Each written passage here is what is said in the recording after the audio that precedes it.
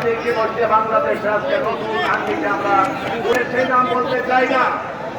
আজকে আপনারা জানেন একটা কথা স্মরণ হয়, আমার বলতে হয়, ওবায়দুল কাদের বলেছিল পালাবো না, যদি পালাতে হয় ফখরুল ইসলামের বাসা আছে না, সেইখানে যাব।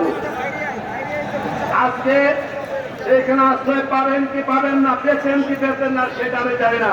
শুধু সেইখানে 1 মাইল জায়গা তুমি অতিক্রম করো, পারে নাই। আজকে সেই ওবায়দুল কাদের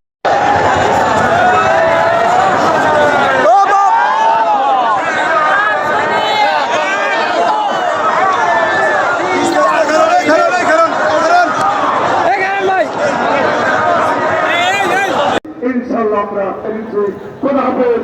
বাংলাদেশ জিন্দাবাদ, শহীদ অমর হোক, দেশ নেতা বেগম খালেদা জিন্দাবাদ, আমাদের সকলের প্রিয় নেতা দেশ নায়ক তারেক রহমান জিন্দাবাদ। আপনাদের সকলকেই ধন্যবাদ।